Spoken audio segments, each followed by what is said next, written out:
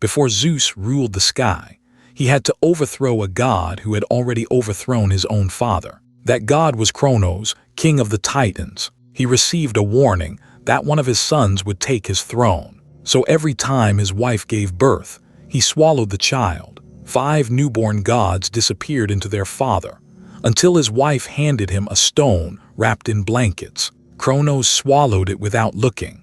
The real baby escaped, grew up in secret and returned. What followed was a 10-year war in which the sky burned, and 3 giants threw 300 boulders in a single attack. But here is the twist.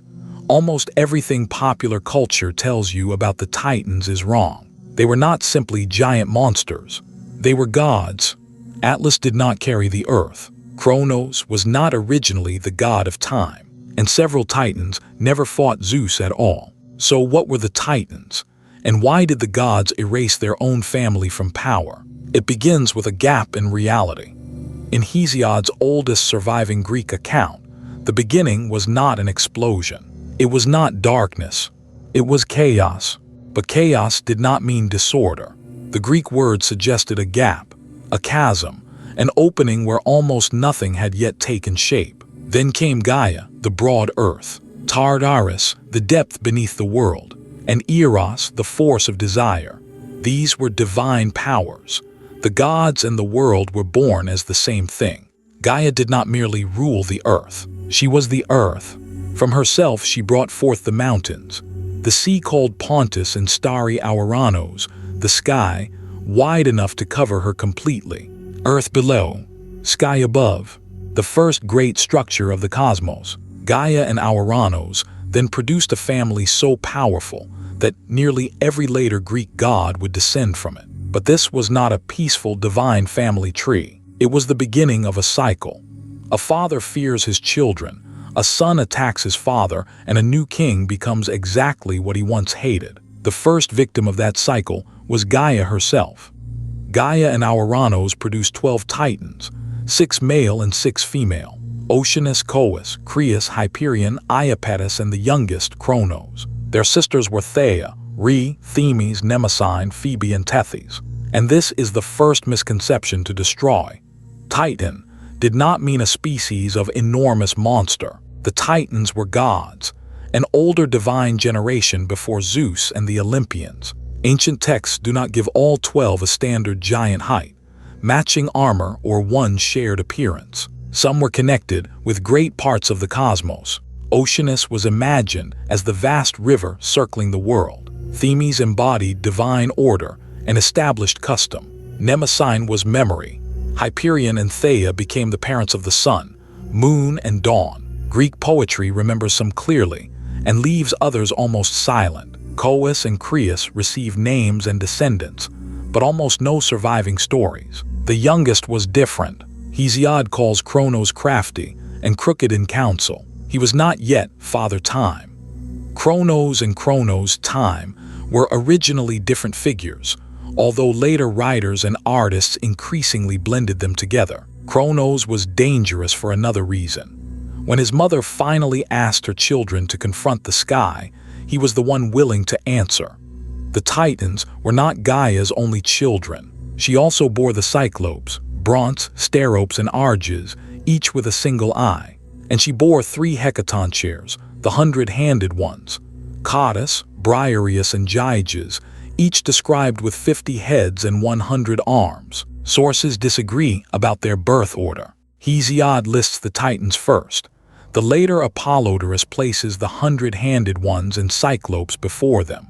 Both agree that Auranos forced them out of sight. Hesiod says Auranos hid his children inside Gaia as soon as they were born.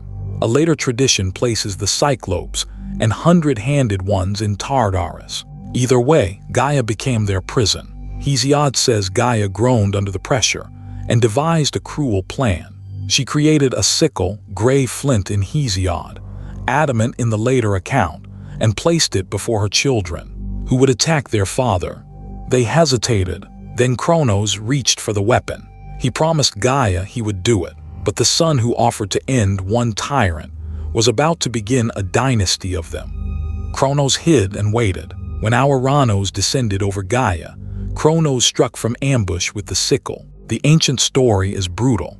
He cut away his father's power and threw what he had severed into the sea, and the violence produced new life. Blood fell on Gaia, and from it came the Erinyes, the Furies who punish crimes within families, along with the giants and the Melii, nymphs associated with ash trees. The severed flesh fell into the sea. White foam gathered around it, and from that foam emerged Aphrodite. Love and vengeance were born from the same act. Kronos had defeated Ouranos, but he had not escaped the pattern. In the later account, the Titans briefly released the Cyclopes and Hundred-Handed Ones, only for Kronos to chain them in Tartarus again as soon as he became king. Then Gaia and Ouranos gave him the warning that would poison his reign. One of his own sons would overthrow him. Kronos had shown the universe how it could be done, and created the method of his own destruction. Here, Greek mythology preserves a strange contradiction. One tradition remembers the rule of Kronos as the Golden Age. In Works and Days, Hesiod describes a golden race of humans who lived while Kronos ruled in heaven. They were free from misery and exhausting labor. The earth produced food freely. Age did not break down their bodies, and death came gently like sleep. That sounds nothing like the paranoid ruler we are about to meet. But mythology is not one consistent novel. Different poems preserve Kronos as both the king of abundance and the father who commits an unspeakable act to protect his throne. His wife was Re, his sister and fellow Titan. Their children would become the central gods of Greek religion. The first was Hestia, but Kronos had heard the prophecy. He had attacked his own father, so he believed every son might be another version of himself. The moment Re gave birth, he did not see a child. He saw a future enemy, and fear transformed the ruler of a golden age into the monster inside his own palace. Re placed newborn Hestia before Kronos. He swallowed her. Then came Demeter. He swallowed her too. Hera followed. Then Hades. Then Poseidon. 5 children, taken at birth and hidden inside the body of their father. The poem never tells us what they experienced. They simply vanished one after another, while Kronos continued to rule. Re grieved without end, and noticed the trap Kronos had built for himself. Every child he swallowed became proof that he was safe, but every child also became another reason his family would eventually unite against him. When Re became pregnant for the 6th time, she turned to Gaia and Ouranos for help. The older generation that had warned Kronos now helped create the threat he feared. Re left her husband and traveled to Crete. The sources name different places on the island, but they agree that she gave birth in secret and concealed the child in a cave. His name was Zeus. Now she needed to fool a king who expected a baby, so she gave him exactly what he expected to see. Re took a stone and wrapped it in swaddling clothes. She held it like a newborn. Then she carried it to Kronos. He did not inspect the bundle. He swallowed it. The king who believed he could outsmart fate had just been defeated by a blanket. The real Zeus remained hidden on Crete. Hesiod keeps the childhood mysterious. Later tradition fills the cave with names and sound. The nymphs Ida and Adrastea, milk from Amalthea, and armed Curetes who clashed spears against shields whenever the baby cried, preventing Kronos from hearing him. That distinction matters. It lets the story remain spectacular, without pretending every detail came from the same poem. While Kronos ruled, Zeus grew. Every day the hidden child grew stronger, and the prophecy moved closer without the king seeing it. After Zeus gained power, Hesiod says he set the stone up at sacred Pytho Delphi as a wonder for mortals, but first it had to come back out, along with 5 gods. What did Re wrap in blankets and give to Kronos? A sword, a golden apple, or a stone? The answer is a stone. Fear had trained Kronos to react so quickly that he was too terrified to look. And now the child he missed was coming home. When Zeus reached maturity, he did not immediately charge the palace with a thunderbolt. In Hesiod's version, Gaia's plans and Zeus's own strength forced Kronos to release what he swallowed, but the exact trick is left unclear. The later library gives us the famous potion. Zeus recruits Medes, a daughter of Oceanus known for intelligence. She gives Kronos a drug that forces him to disgorge everything inside him. First came the stone, because he had swallowed it last. Then came Poseidon, Hades, Hera, Demeter, and Hestia, the 5 divine siblings returning in reverse order. The sources say they emerged alive, but describe no centuries of conscious imprisonment or reunion speech. One moment Kronos possesses every challenger. The next, they stand together outside him. He tried to prevent an army from existing. Instead, he stored that army inside himself and released it all at once. Zeus now had siblings. Kronos still had the Titans. Neither side could simply claim the cosmos. The family conflict became open war, and according to the myth, it would last 10 years. The Titanomachy placed the older gods against the new generation, born from Kronos and Re. The Titans fought from Mount Othrys. Zeus and his allies fought from Olympus. Hesiod says the conflict raged for 10 full years, with neither side able to produce a final victory. But do not picture 2 simple teams in matching uniforms. The surviving poem does not say every Titan supported Kronos. Female and male divinities appear in the struggle, while other older powers or their children side with Zeus. Styx, daughter of Oceanus, becomes one of Zeus's earliest allies. Zeus also freed the Cyclopes whom Ouranos had confined. In Hesiod, they gave Zeus thunder, lightning, and the thunderbolt. A later account expands the arsenal. The Cyclopes give Poseidon the trident, and Hades a helmet of invisibility. Still, the war did not end. Thunder struck Othrys. The Titans held. 10 years passed. Then Gaia revealed the missing piece. Victory would belong to Zeus, only if he released the prisoners even Kronos was afraid to face. The 100-handed ones were still waiting below. Zeus descended and brought Cottus, Briareus, and Gyges back into the light. Hesiod lets Zeus speak to them, feed them nectar and ambrosia, and ask them to remember who freed them. The 100-handed ones agree to fight beside him. Then the final battle begins. The poem describes earth crashing, sky groaning, and the sea ringing around the armies. Zeus's lightning reaches even chaos, divine war at the scale of creation. The 100-handed ones enter the front line. 3 giants, 100 arms each. Hesiod says they hurled 300 rocks from their powerful hands, one mass of missiles after another, until the Titans were buried beneath the assault. At the same time, Zeus attacked with thunder, lightning, and blazing bolts. The balance that had held for 10 years finally collapsed. The old gods were defeated. Zeus won by freeing the beings his father and grandfather had both tried to hide. The rejected children of the first age decided the ruler of the next, and Zeus made certain the Titans could never return the favor.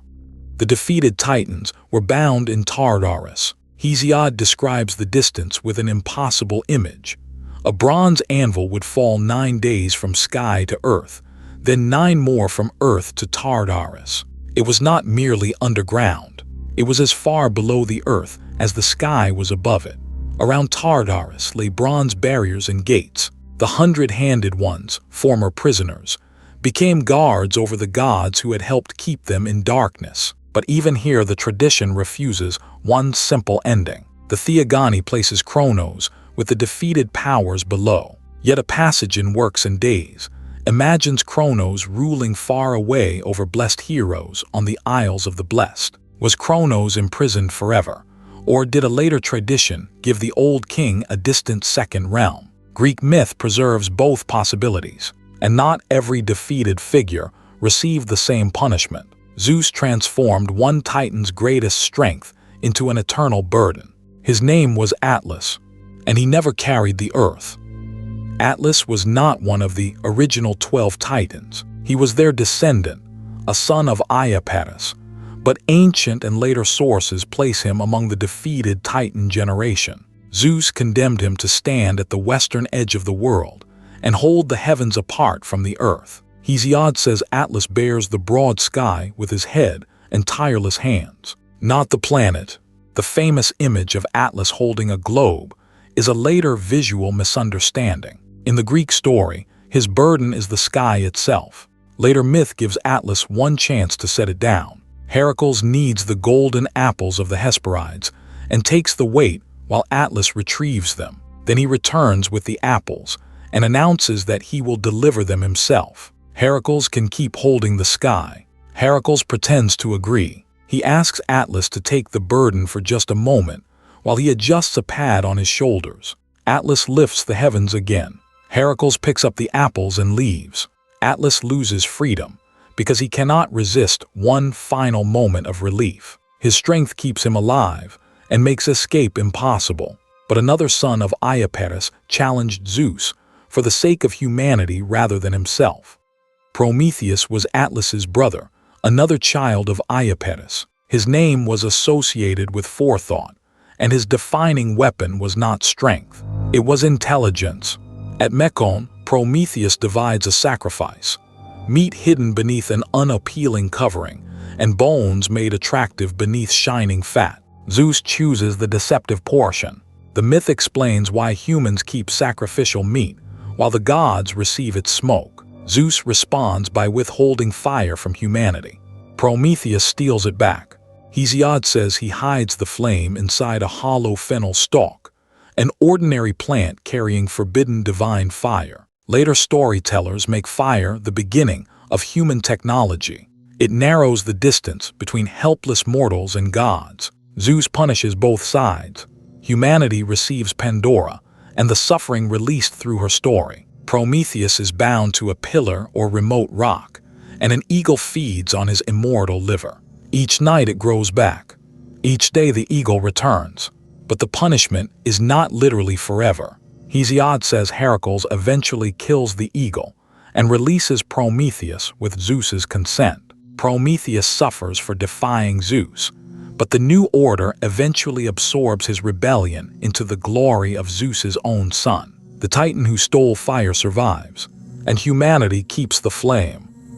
Hyperion is often called the Titan of light. That description is useful, but it can also become misleading. Hesiod does not say Hyperion was literally all light before the sun existed. What he tells us is more precise.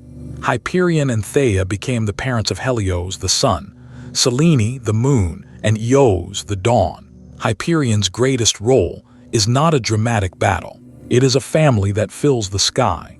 This creates one of the most important patterns in Greek myth. Zeus replaces the Titan king, but he does not erase everything that came before him. The children of Titans remain essential to the new cosmos. The sun, moon, and dawn do not become enemies simply because their father belongs to the older generation. The universe after the Titanomachy is not a clean reset. It is a new government built on an older divine family. And Hyperion was not the only Titan whose legacy survived. Memory, law, rivers, stars, and prophecy all passed through Titan blood into the age of Olympus. Zeus did not destroy the Titans. In many cases, he married into their power.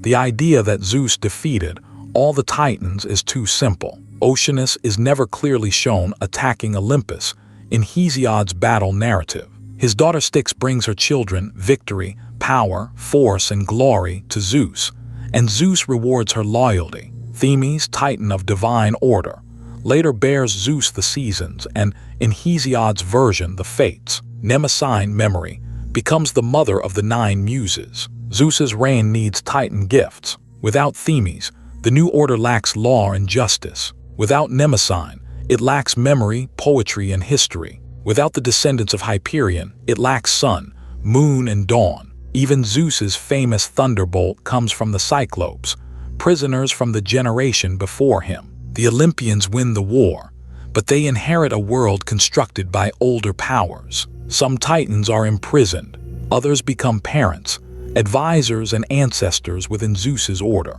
Titan and Olympian divide generations, not good and evil. Kronos can be ruthless. Prometheus can protect humanity. Themis can represent order. Atlas can suffer.